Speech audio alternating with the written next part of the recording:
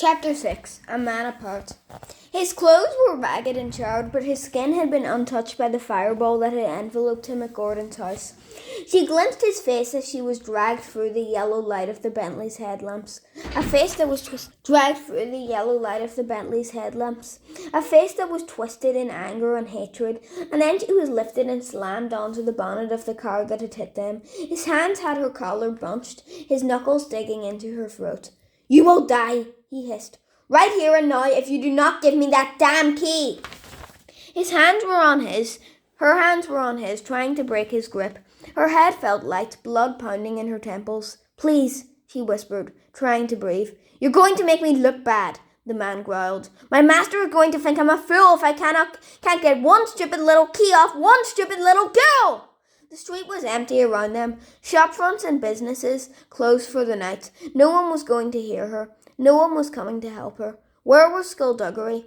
The man lifted her off the bonnet and slammed her down again. Stephanie cried out in pain, and the man leaned in, his right forearm pressed beneath her chin. "I'll snap your scrawny neck," he hissed. "I don't know anything about a key," Stephanie gasped. "If you don't know anything, you're of no use to me, and I'll kill you here."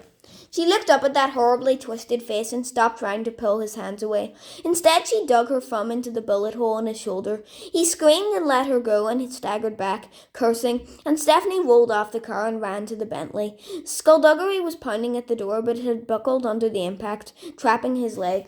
"Go!" he shouted at her through the broken window. "Get away!" Stephanie glanced back, saw a figure loom up, and pushed herself away from the car. She slipped on the wet road but scrambled to her feet and ran, the man right behind her, clutching his injured shoulder. He lunged and she ducked, caught a streetlight and swung herself from her course, and the man shot by her and sprawled out onto the pavement. She took off the opposite way, passing the two cars and running on. The street was too long, too wide, and there was nowhere she could lose him. She turned off into a narrow lane and sprinted into the shadows. She heard him behind her, heard the footsteps that seemed to be moving much more quickly than her own.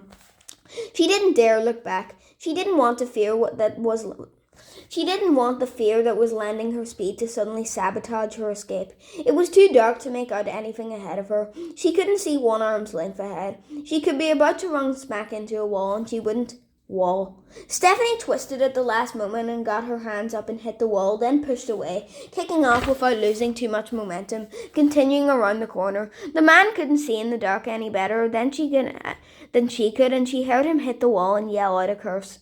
Up ahead was a break in the darkness. She saw a taxi pass. The man slipped and stumbled behind her. She was getting away. All she had to do was run up to the nearest person she could find, and the man wouldn't dare follow her.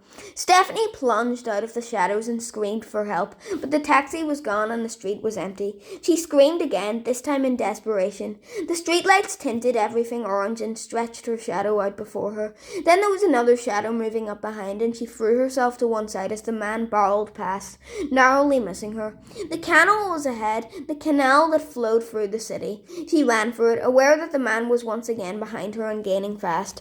She felt his fingers on her shoulder. The first touch was fleeting, but the second was a grip. His hand curled around her shoulder and tightened just as she reached the edge of the canal, and she managed to throw herself forward before he could drag her back. She heard a panicked shriek from behind and realized she had pulled him after her. Then the freezing water enveloped them both. The cold stunned her for a moment, but Stephanie fought it and kicked out. She clutched at water and dragged it down to her sides, just like she had done countless times at the haggard beach. Now she was moving up to where the lights were. She broke the surface with a gasp and turned her head, saw the man struggling, flailing his arms in terror. For a moment she thought he couldn't swim, but it was more than that. The water was hurting him, working through him like acid, stripping pieces of him away. His cries became more guttural sounds, and Stephanie watched as he came apart and was silent and most dead.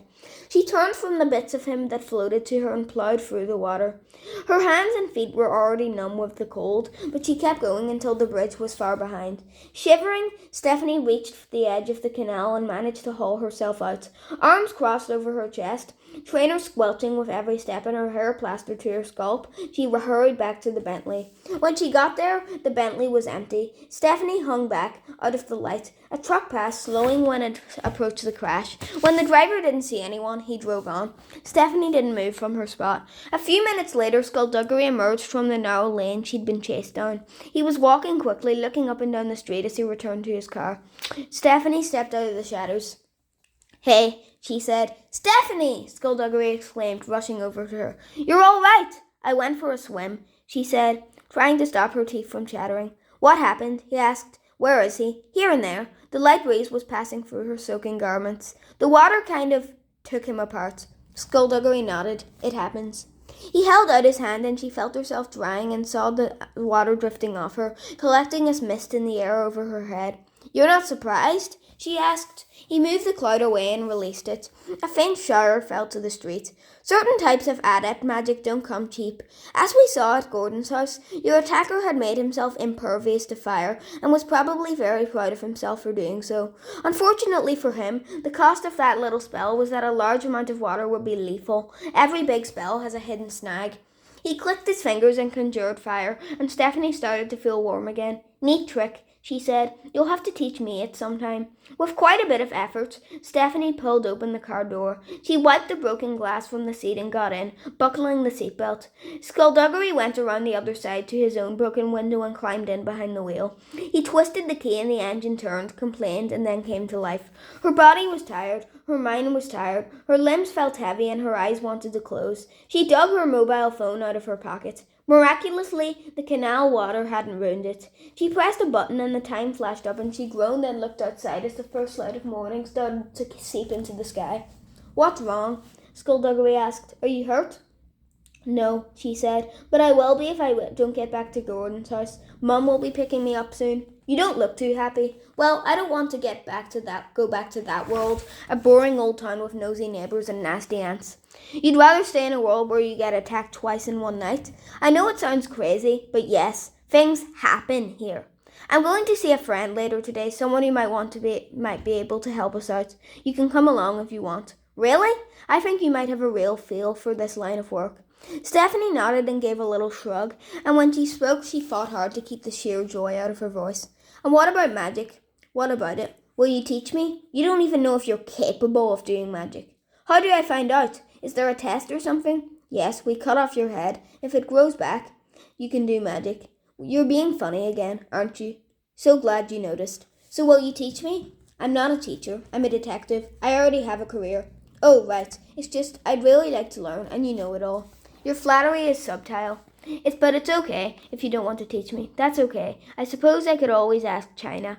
Skulduggery looked at her. "China won't teach you. She won't teach you because there is nothing that she does that is not for her own gain. You mightn't see it at first. You might think she's actually being nice to you, but you can never trust her." "Okay then."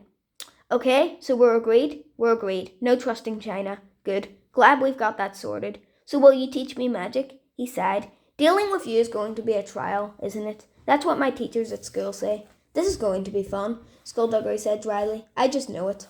Skulduggery dropped Stephanie off at Gordon's house, and half an hour later her mother's car splashed through huge puddles and Stephanie went outside to meet her. She managed to keep her mother's attention off the house, lest she noticed that the front door was merely leaning against the doorframe. "Good morning," her mother said as Stephanie got in the car. "Everything okay?" Stephanie nodded. "Yeah, everything's fine. You're looking a little bedraggled." "Oh, thanks, Mum." Her mother laughed as they drove back towards the gate. "Sorry. So tell me, how was your night?" Stephanie hesitated, then shrugged. "Uneventful."